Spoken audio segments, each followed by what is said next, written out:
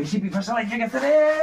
এই ভাই দাঁড়ান একটু দাঁড়ান একটু আর পানিটা খাইলো। আরে ভাই শয়তানের মুখ খাওয়ার দরকার নাই তো দাঁড়ান একটু দাঁড়ান এটা স্যার পানি খামু মিয়া আর কইতেছেন শয়তানের মুখ খামু মানে ঠিক আছে ভাই। মিয়া নয়জন হুজুর মানুষ মিয়া উল্টোপাল্টা কথা কয়। ধৈর্য ধরেন একটু ধৈর্য ধরেন রাখেন দেখ তো। এটা রাখেন হুজুর মানুষ একটা হে আবার উল্টোপাল্টা কথা কয়। আচ্ছা ভাই বসেন পানি খামু কয় শয়তানের মুখ খাওয়া বাদ দেন মিয়া। আচ্ছা ঠিক আছে ভাই বসেন না আপনি একটু উত্তেজিত হচ্ছেন কেন একটু বসেন আরে মিয়া হুজুর মানুষ আপনি কতটা কইছেন হইছে। আমি খামু পানি কোন শয়তানের মুখ আচ্ছা খামু। ঠিক আছে আমার কথা যদি না হয় তাহলে আপনি পরবর্তীতে আমাকে বললেন সমস্যা নাই তো আমি কোন কি করবেন কোন?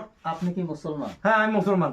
তাহলে আমি কি মুসলমান হ্যাঁ তাহলে মুসলমানদের কাজ হলো বসে পানি পান করা সুন্নত যদি কেউ দাঁড়িয়ে পানি পান করে তাহলে সে শয়তানকে খুশি করলো অতএব কোনো কোনো বর্ণনায় আছে যে মানুষ শয়তানের প্রস্রাব পান করতেছে তাহলে আপনি কি জেনে দাঁড়াইয়া পানি পান করলে শয়তানের মুখ খাওয়া হয়।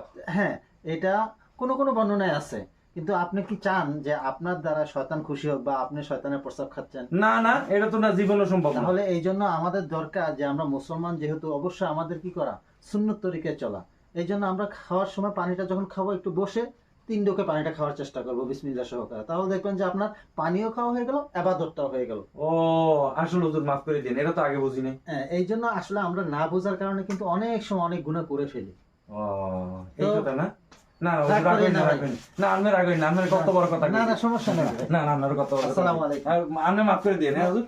কি আমার